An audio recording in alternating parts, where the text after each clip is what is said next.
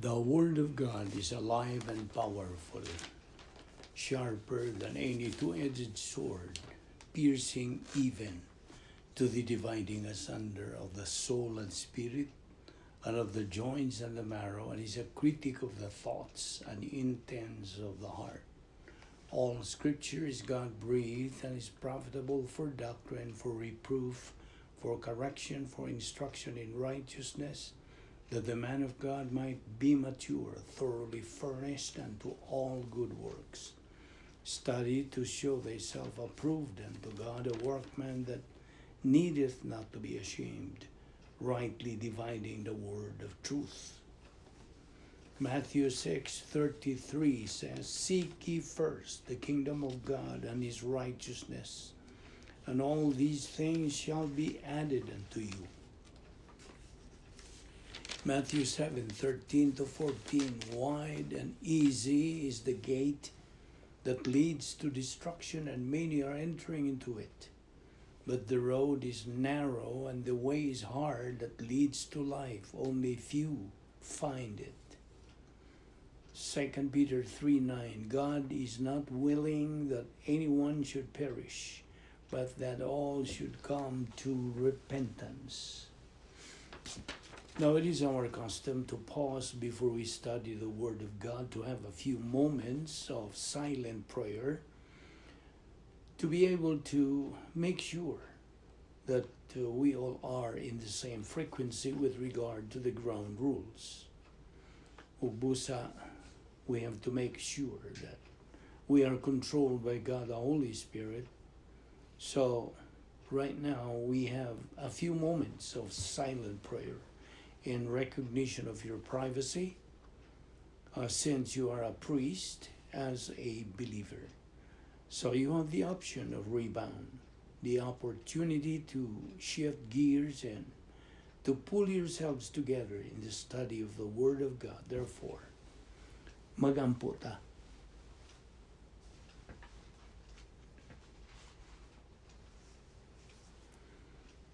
Amahan namong langit no, nagpasalamat kami kanimo ni ninglay na sab nga higayon sa among pagtuon sa among pulong.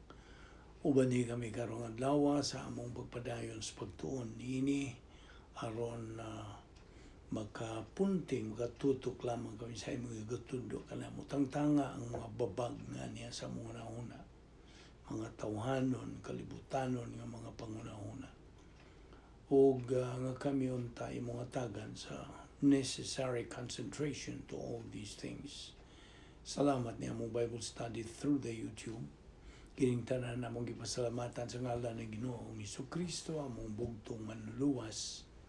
Amen. Maingad daw sa tanan natong mga subscribers, mga higala, mga igsuon diha ni Kristo. Welcome na sab din nga atong pagpadayon sa pagtuon sa pulong sa Dios.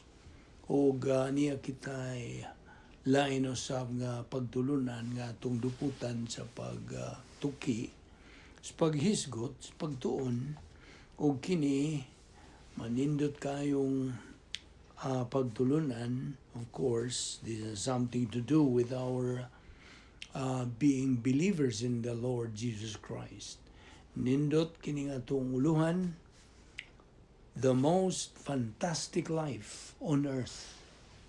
Mao kini ang uluhan sa atong dugukan sa pagtuon. Mao ni kina mabulukon, labing mabulukong kinabuhi dinhi sa kalibutan. Okay, una sa tanan. Kitang mga katawhan, okay? Niining kalibutan na. All members of the human race have been given or provided by God the means of salvation. Human malaglag ang atong unang ginikanan. Ug nasayo na kita.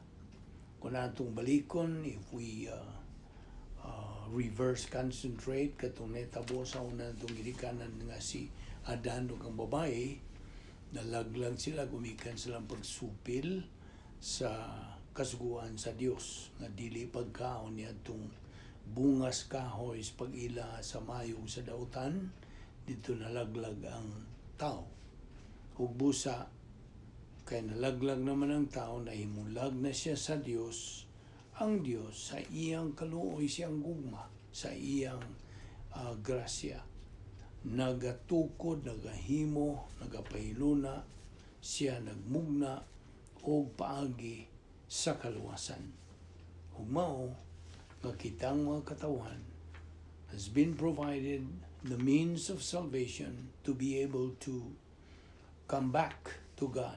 Aron kita mas siguli ngadto kaniya human malaglag ang tao na mulag gikan sa Dios. So, iyang gipadala ang bugtong anak niya nga si Ginoong Kristo dinhi sa yuta ug nagakinabuhi si Ginoong Kristo sa 33 ka tuig ug nga karon atong tutukan ang mga kaayuhan nga makuha o maangkon sa bisag isang tao nga buot magpaluwas. Kay it's a matter of choice, magpaluwas ba ang tao o dili. Basta ang Dios nagasangkap na niining paagi nga ang tao may balik ngadto kaniya. So, the means of getting back to God, mabasig uli kita sa Dios, mao lamang ang pagtuo diha sa iyang bugtong anak nga si Ginoong Kristo nga namatay dito sa krus, kumikan sa dakong utang sa katawan, utang sa sala. Kay the wages of sin is death, matud sa Roma 6:23, ug mao nga kitang tanang mga katawan giyatagan niya ng kahigayunan. Mudawat ka ba niya na? Magitanyag nga kaluwasan o dili. Nagkaron, ikaw tao na migamit sa imong kabubuton sa pagdawat nining maong kaluwasan, pinagis pagtuo lamang kang Kristo lamang din. Mo kini ang mga kaayuhan nga madawat sa maong tao nga matawag na nato og magtutuo. Kay siya mituo naman kang Ginoong Kristo, therefore he is now saved. Ug mao kini ang mga benefits of salvation. Suluban na siya sa pagkamatarong sa Dios. He has been imputed God's perfect righteousness. Gihatagan na siya o kinabuhing dayon. Nadugtong na siya, naiusa na siya kang Ginoong Kristo hangtod sa kahangturan. Di na ka na matangtang. O nahimo na siyang anak sa Dios. Nahimo na siyang sakop sa harianong panimalay sa Dios. Siya na tao na pag-usab. Bago na siyang binuhat. Siya na matarong na. Siya gisuluban na karon sa pagkamatarong sa Dios. He has been imputed perfect righteousness. O siya gitimrihan na sa balaang Espiritu Santo, dili na ka na matangtang, di na ka na mapanas, di mapa, hangtod, o ka na timailan nga siya kalifikado na nga magkinabuhi uban sa Dios didto sa eternidad. O ang iyangan, gisuwat na ngadto sa Lamb's Book of Eternal Life, never to be blotted out. O nahimo na siyang santos, binalaan, o kining English ni ining binalaan is sanctified.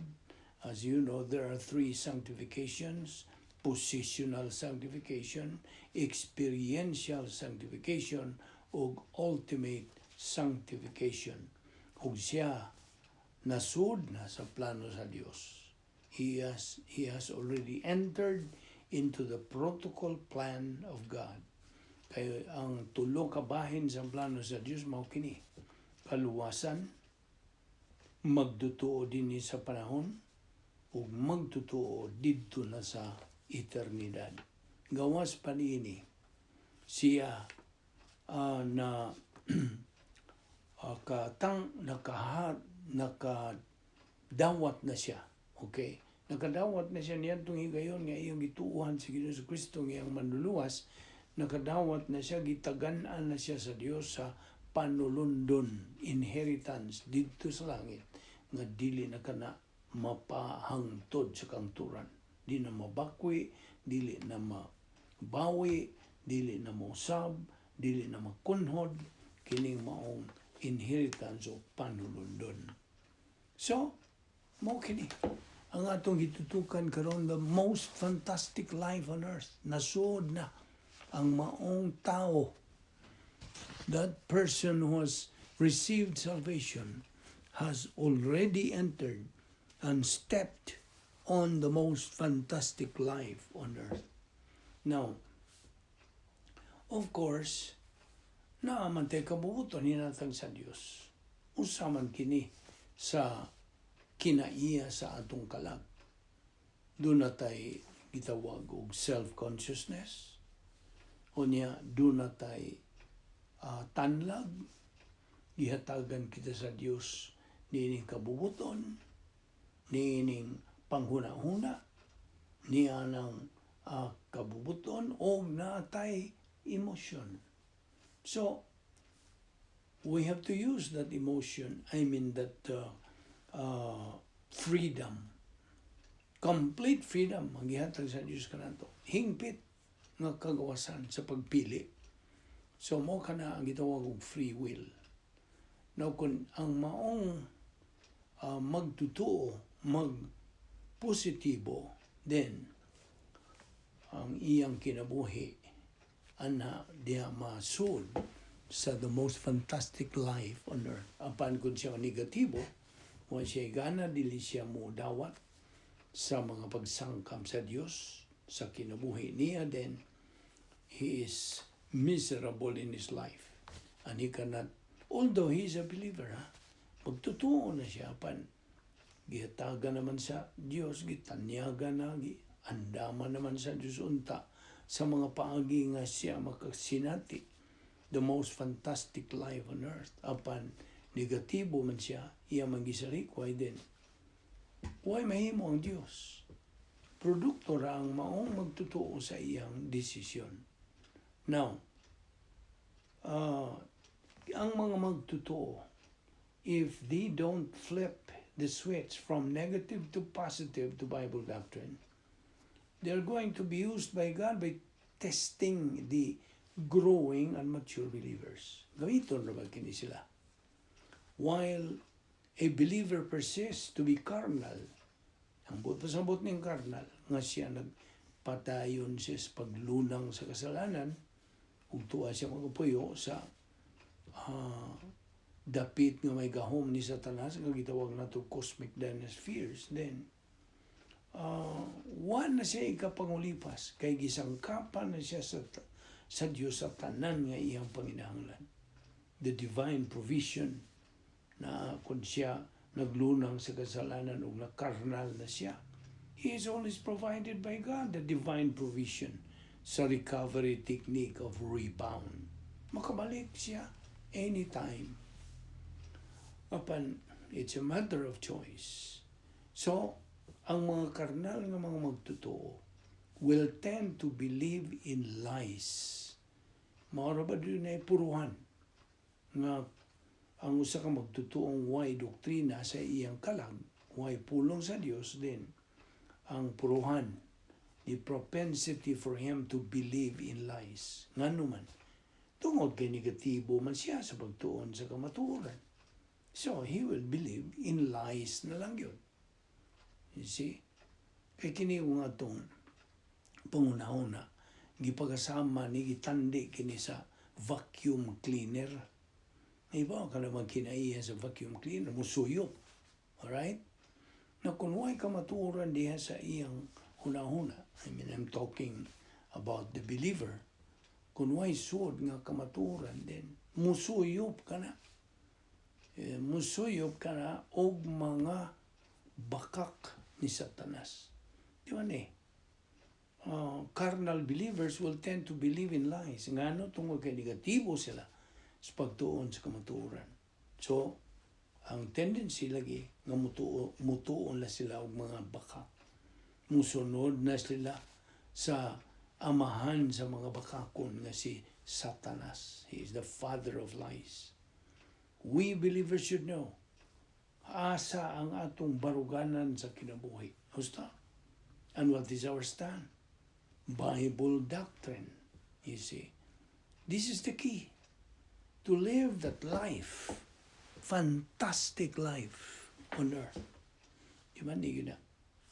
What does 2 Timothy 2:26 say?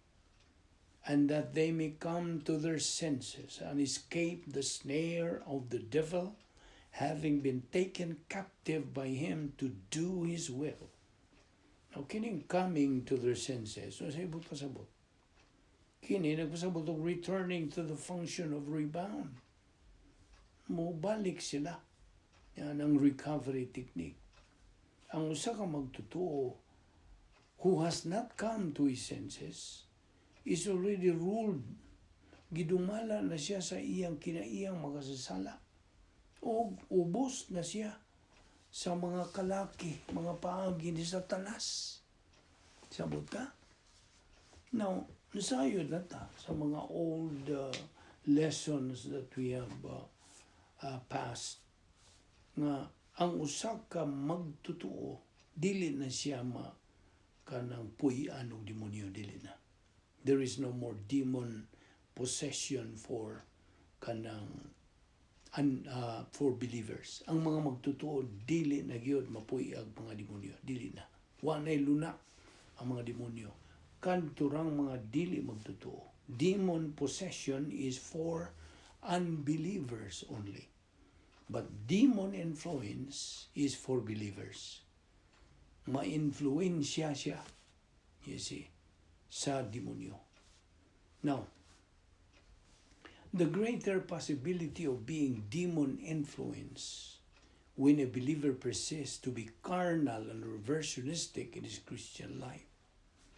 Now, alam kanimo, dili magtutuo, ang imong buhaton to be able to avoid being demon-possessed, mao, una sa tanan, nga imong dawaton og tuuhan si Ginoo Kristo ingon nga imong manluluwas.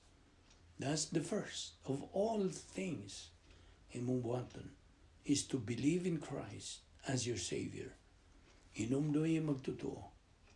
To avoid demon influence, do not forget, sa pagpuyo diya sa sulod sa dapit nga may gahom sa Dios, ang gitawag nato operational divine dynasty, as always, kanunay gyung puyo diya aron ikaw makatubo diya sa grasya o kay balo kang Ginoong Jesucristo. 2 Peter 3:18. So, maintain humility. Pabilin, pagpadayon sa pagkamapaubsanon. So, diha sa operational divine dynasty aron imo maggamit usab ang uban nga mga gipagsangkap sa Dios kanimo na usa niini ang napulo ka mga paagis pagsulbad sa mga suliran. So always use your right senses sa imo Kristohanong kinabuhi. Right senses, hustong pangisip. Hinumdumi, kadtong doktrina sa double punishment. Narabay gitawag niining double punishment. Usa niini doctrine of volitional responsibility o ang ikaduha, the doctrine of punitive suffering. You see, mo na double punishment. Now, asa man makuha sa magtutuo ang iyang kalig-on, kabaskog, kaisog, asa man niya makuha? A believer's strength iya makuha diya sa pulong sa Dios. Sa dihangang magtutuo mo sa likway sa kamatuoran, he will sooner or later believe the lie, ang mga bakak ni Satanas. Di ba na yun na? Anong danon pagayo kining puntuha? Whenever we believers mo atubang mga suliran gumunhap sa atong kinabuhi, dili angay nga kita mo focus mo punting sa atong atensyon ngadto sa suliran, kundi ngadto sa espirituhanong hinagiban nga ana sa atong kalam. Hulbuton nato kana maong hinagiban o atong panalipod, you see. Gawas pa niya itong tulo ka mga panlipod nga gihatag sa Diyos kanato. Sa diha nga tuwa kita magapuyo sa operational divine dynasty. Kung na ay magahasol kanato atong matagbuan ng mga gumunhap suliran sa kinabuhi kadi man kaligayan, then kadtong tulo ka mga panalipod sa Dios mo function magalihok kini. Una niini guardian angel, ikaduha wall of fire, ikatulo encapsulation. Mo kining tulo ka mga major protections that God has for us believers. Okay? I hope nasabtan nimo kana. Today, looy kayo unaw-naon. There is a big majority of believers nga walay alamag diha, no clue whatsoever. They do not have any clue bahin sa espirituanong kinabuhi. Subok yun. Huna-hunaon ka na. Huwag sila alamag kung saan pa kinabuhi ni ining most fantastic life on earth. Wala. They miss it. Of course, they miss it in their life. Okay. What God is after is our ability to face any problem or adversity and not to forget to use 1 John 1:9. Di yun ang na itong kalimtan ka na. These are steps to follow.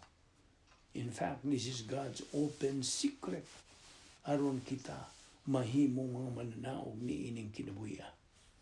Mo man atong tumo. That is our objective. Don't forget to be filled by God, the Holy Spirit. Ayaw. Unsaon? Pinagis paggamit sa rebound. Atong isugid ang tanan itong mga salang nabuhat ni ng adlaw. Aron kita mapunaan sa Espiritu Santo. Dumalahon kita niya. O kita mabahibalik sa atong pagkikimitay sa Diyos. Fellowship with God. Now, by the way, unsa may reversionism? Kini bang pulong reversionism? Nagagikan kini sa root word nga reverse. Kung naibaw na mo kamo mga kamao mo, maniho mga sakyanan, reverse, naibaw na mo. Atras. See? Now, kining reversionism, when it comes to spiritual things, atong kining i-apply sa atong spiritual na kinabuhi, this is what we call perpetual carnality. Perpetual na padayon sa pagkakarnal. You see? Kung buot kang kakaton pagdugang pagpatinaw niini, basahan ang 2 Timoteo 2:26 nga to sa Kapitulo 3, versikulo 7. Now, timan ini usa ka prinsipyo. The longer a believer resides in the cosmic dynasties, the greater degree of demon influence. The greater the degree, samot. Agyoy kanang puruhan. Inom doon pa ba kanya itong 8 ka mga stages of reversionism? Reaction, destruction. Una, frantic search for happiness. Operation boomerang, emotional revolt of the soul, locked in negative volition, blackout of the soul, scar tissue of the soul, and reverse process reversionism. Na mo ni 8 ka mga ang sa pagka-reversionista. Now, sa ito na lang yung reversionista, a reversionistic believer's life, dili na yun na ni mo ma-distinguish from that of an unbeliever. Ang iyang kinabuhi, sama ragis di magtotoo. Mga niuban nga mga magtotoo ba dito siya? O magkikunakita sa iyang pagkamagtotoo. You see? Kay reversionista man siya nga magtotoo. Kini kong reversionista, ang gigamit goods kalagaan ng mga kanang evangelical churches, gitawag nila ni o kanang sa ba ito yung tawag nila? Balik ba murag mo atras ba sa ilang kinabuhi. So anyway, nakalimutan naman ako kung itong ilang gamit ni ini. Reverse. Can you recall? Okay, anyway. Basta kayo nakasabot ka na yun sa ibut na kung ipasabot. Now, pinaagi nining ilang pagpadayon sa pagkakarnal. Sins that were the same are not the same. Because that believer, iya manggisakit ang Espiritu Santo. O iyang gipalong ang Espiritu Santo. You see? Muna, this is what happens sa kinabuhi sa maong magtotoo. Now, si Pablo na kanayon in the last days. Dapat sa may pasabot nining in the last days. Tubang, karon. Ining panahon na. Sa diha nga nagasugod ang katuigan simbahan. When the church age began, mo kadto ang gitawag ni Pablo, last days. So the last days means the church age. Basta? Mo ni last days. Difficult times in the last days. Nagkaulugan kinig. Ang magtutuo, sod sa katuiga simbahan, who disregards church, kanang everything that God provides a church age believer. Iya lang disregard, wala niya panumbalinga. Now, when a believer uses God's grace provision, ang iyang kinabuhi, hanoy. His life is fine and easy. But if he disregards them, his life is difficult. That is difficult time. Now, ato ning ipadayon ugma, ya pailabis kadaghan, atong paghaisugutan, bahin ini. Kung buot ka, mga katon sa mga paagi sa Dios, dili ni paagi sa tao. Mga nasud kini sa protokol nga plano sa Dios nga, kung buot kang magkinabuhi sa labing mabulokon nga kinabuhi dinhis yuta. Then, join us sa atong paghisgot, pagtuon nini. Pinagis pagpuno sa Espiritu Santo kananto. Aron kita malamdagan pagdugang ining mong kamatuoran. This is a challenge. Hagit kini kanang mga magtutuo. The most fantastic life on earth is available 24/7, 365. So, ato ni padayon ugma, magamputa.